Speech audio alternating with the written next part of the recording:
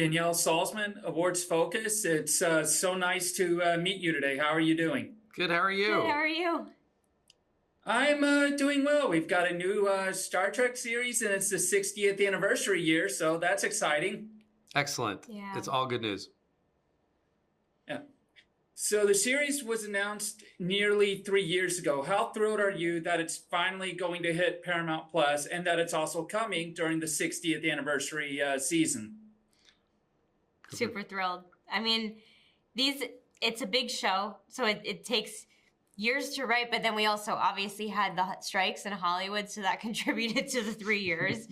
But it feels wonderful. People overuse the word surreal in moments like this, but it is truly surreal that when you've held on to something for so long, and people are going to finally start watching it. And we had our premiere last night, and we had so many fans in the audience, and seeing their response, hearing their laughter, hearing their delight, and that was one of the most magical moments.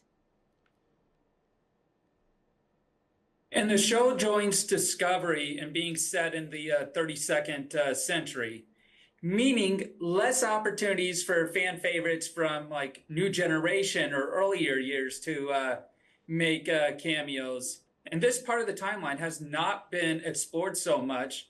So what are we going to see going into the future? Well, here's the thing. In the world of Trek, anything can happen. Timelines merge and collide into each other all the time. So I would not put any rules on who could or couldn't come onto the show. That's true. And we get cameos behind the screen as well. Like Jonathan Frakes came in and has done his episode, and we always make sure that we're staying connected to the people who came before us. Yeah. And how did Stephen Colbert get involved? And who spoke to who first? So we heard that Colbert was a big fan and reached out to him, and he instantly said he'd love to do it. And then, I found myself we were both on a Zoom with him. Yep. It was like 8 minutes. Yeah. The best 8 minutes of our lives. The most efficient 8 minutes that you've ever had. Yep. Tell me about the show. This is what he said. Great. See you in the ADR booth. And we did it. Yeah. Yeah. He was definitely one of my biggest surprises as I was watching, because if there had been a casting announcement, I completely missed it. Yeah, no, there was a big casting announcement. It got a lot of pickup, and he's so delightful. I mean, the thing about working with him is that he's such a huge Star Trek fan, and obviously, one of the great all-time comedians. And so we had a lot of fun. We would do takes where he would say the lines as written, and then I'd ask him to improvise, and he'd improvise these brilliant lines, a lot of which actually ended up making it into the show. Yeah. And what do you hope fans take away from watching the first season?